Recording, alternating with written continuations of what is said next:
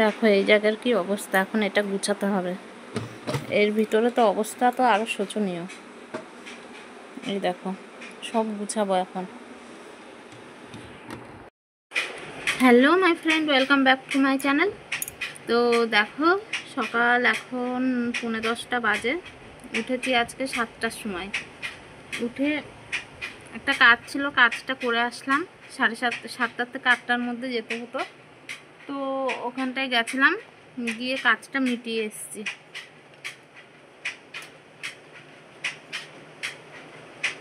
এসে চাটা খেয়ে বাবুনকে পড়ালাম, পড়িয়ে টড়িয়ে নিয়ে ওই ওয়ার্ড্রপটা একটু গুছালাম। তো পুজোর আগে একটা বড় কাজ সারলাম, না হলে এটা না গুছালে না মানে ঠাকুর দেখতে দেখতে যাওয়ার সময় না কিছু গুছিয়ে মানে খুঁজেই পেতাম না। এই জায়গাটা গুছালাম। এই জায়গাটা বিশাল নোংরা হয়েছিল, তারপরে সব এলোমেলো হয়েছিল। এখানটায় সব দরকারি জিনিস, বাবুনের নাকের ড্রপ, তারপরে ফোনের স্ট্যান্ড, আইব্রু করা সুতো, তারপরে চার্জারের সব এখানে রাখলাম। ড্রিম লাইট, মিক্সচার মেশিনটা এখানে রেখেছি, না হলে বাবুন শুধু এইটা ধরে এরকম করছে, নষ্ট হয়ে যাবে। আর এই যে এর ভেতরটা গুছিয়েছি, সব মুখে মাখার ক্রিমগুলো সব এক জায়গায় রেখেছি। আর এই যে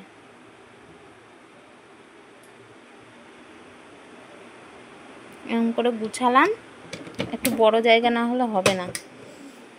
আর শোকেসের এর ভেতরে দেখো কি করে রেখেছে। এর ভেতরে রাখার জায়গা ছিল অনেক, সে রাখার মতন আর পরিস্থিতি নেই, সব টেনে টেনে বের করে। একটু গুছালাম, ঝাড়টার দিয়ে পরিষ্কার করলাম। ঠাকুরের এইগুলো মাজতেও, এখানে ধূপকাঠির ছাই পড়ে পড়ে অনেক ভরে গেছে, তো ওইটা ওখানে গুছাতে হবে। বাবুন এখন ঘরটা ঝাড় দেবো, তাহলেই হয়ে যাবে।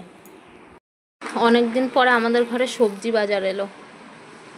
এই যে এখানে লাল শাক রয়েছে, চাল কুমড়ো রয়েছে, ঝিঙে, বেগুন, উচ্ছে, আর একটা উচ্ছে ছিল আমি ভাতে দিয়ে দিয়েছি, কাঁকরোল, একটা লেবু নিয়ে এসছে, আদা, পেঁয়াজ, আলু, এই যে পেঁপো, অনেক পেঁপে নিয়ে এসছে, আর এই যে কাঁচা লঙ্কা।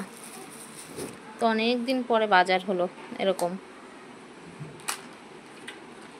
আমি একা একা বাজার করতেও পারি না, আর বাজারও হয় না। এখান থেকে মাছ টাছ একটু যা পাই এখান থেকে নিয়েই রান্না করি। আজকে বাজারে গেছে, বাজার করে নিয়ে এসছে, আবার কাতলা মাছও নিয়েছে। তো চলো এগুলো বাজারগুলো গুছিয়ে নিই তাড়াতাড়ি।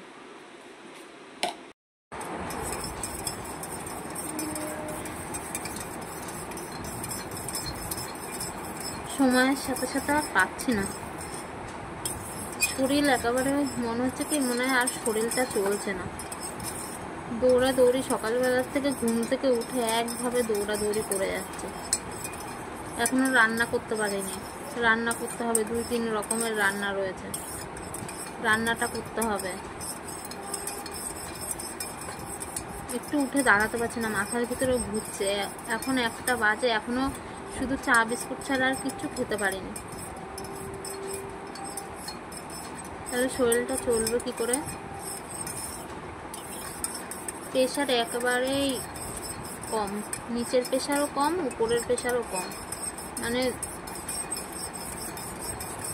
চলার মতন ক্ষমতা নেই। যে কিভাবে শরীরটাকে নিয়ে চালাচ্ছি সেটা আমিই জানি। এখন এই নুন চিনির জল করছি, খেয়ে নিয়ে একটু ভালো লাগলে রান্না করতে যাব। ছেলেকে ঘুম পাড়িয়ে দিয়েছি, ছেলে খুব দুরন্ত হয়েছে, ছেলের সাথেও পারা যাচ্ছে না।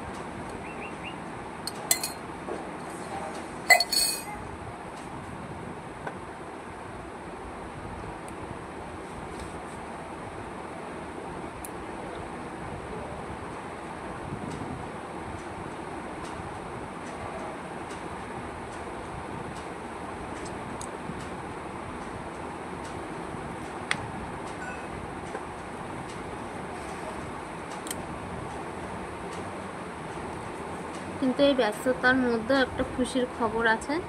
আগে পুরোটা সম্পূর্ণ হোক, তারপরে তোমাদেরকে সব কিছু বলবো যে খুশির খবর, আনন্দের খবরটা কী।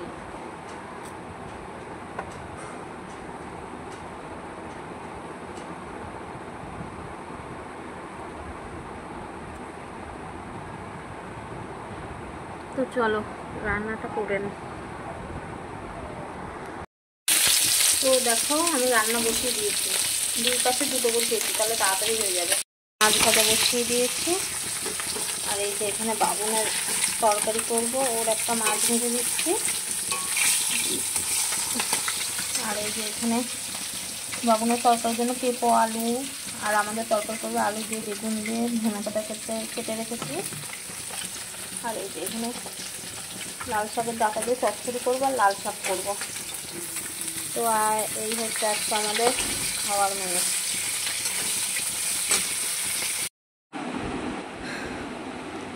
তো দেখো সেই দুপুরবেলায় রান্না বান্না করছিলাম, সেই তখন ভিডিও করা হয়েছে, তারপরে আর কোনো ভিডিও করিনি, আর তোমাদের সামনেও আসতে পারিনি।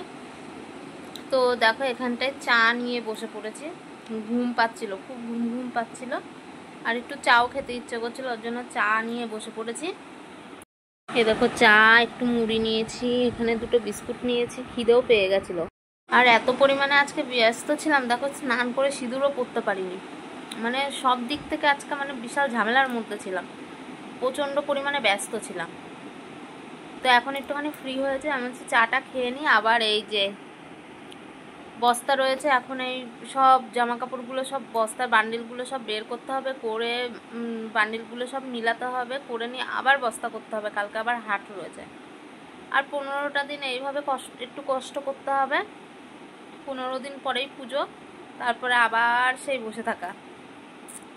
তো এখন তো তাও কষ্টের পরিমাণটা অনেক কমে গেছে। পরে এক সময় করে তোমাদের কষ্টের গল্পটা বলবো, যে কিভাবে কষ্ট করে এই ব্যবসাটা শুরু হয়েছিল, সে নয় পরে একদিন গল্প করবো। এখন চাটা খেয়ে নিই, নাহলে ঠান্ডা হয়ে যাবে। Good morning. তো এখন সকাল 8টা বাজে, আর আমি উঠেছি আজকে 5:30টার সময়। উঠে সব কাজটা সারলাম, বাবুনের বাবা হাটে গেল, একটুখানি শুয়েছিলাম, ঘুম হয়নি ঠিক করে, বাবুন আবার ঘুমিয়ে পড়েছে, ডাকছি উঠছে না। তো আমি ভাবলাম তাহলে চাটা খেয়ে একবারে ভাত বসিয়ে দিই, রান্না বসিয়ে দিই, আবার হাটে খাবার নিয়ে যেতে হবে, আর বাবুন উঠলে রান্নাও করতে দেবে না। তো তাড়াতাড়ি ভাতটা বসিয়ে দিলাম। তো চলো কি কি রান্না করছি দেখো।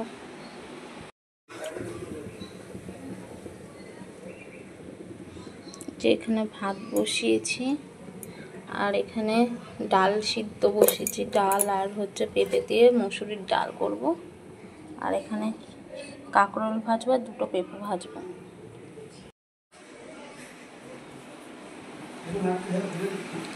এই হচ্ছে আমাদের সকালকার রান্না। আর পরে হাটের থেকে আসলে তারপরে যা হয় করব, ভাত যা হয় পরে, ভাত তরকারি যা হয় করবো, যদি মাছ কিনতে পারি তাহলে মাছ কিনবো। আর এই যে বাবু ঘুমাচ্ছে। তো চলো ভাত তরকারি হোক। শরীরটা এত খারাপ বলে বোঝানোর মতন না, মানসিক দিক থেকেও খারাপ, শারীরিক দিক থেকেও খারাপ, সব দিক থেকেই খারাপ। গলার মানে ঠান্ডা লাগলে যেমন গলা নাক তলা জ্বলে যায়, ওরকম নাক তলা জ্বলে যাচ্ছে। কালকে ওই চা খাওয়া পর্যন্ত কথা বলতে পারছি না, দমটা আটকে যাচ্ছে।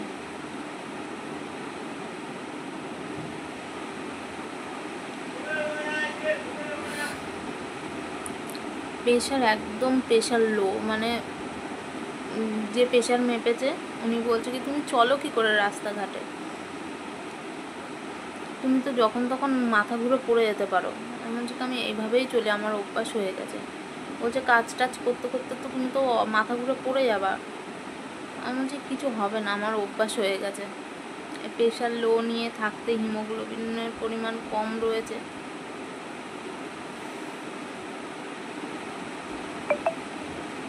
কথাও বলতে পারছি না আমি ঠিক করে। হাঁপ ধরে, মানে হাঁপিয়ে যাচ্ছি কথা বলতে গেলে।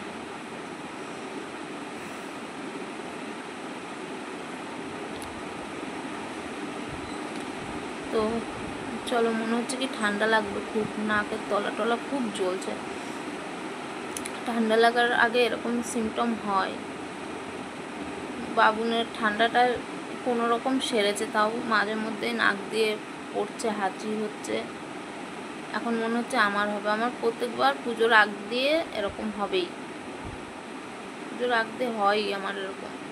এই ওয়েদার আস্তে আস্তে চেঞ্জ হচ্ছে, সকাল সারাদিনে গরম লাগে, ভোরবেলার দিকে ঠান্ডা, এই ওয়েদারে এরকম হয়। আর যখন হয় তো খুব ঠান্ডা লাগে, মানে গলার ভয়েস টয়েস, মানে গলা পুরো বসে যায়, কাশি হয়, খুব অসুবিধা হয়। এখনো অনেক কাজ রয়েছে, ঘর টর ঝাড়বো, সব কিছু করবো।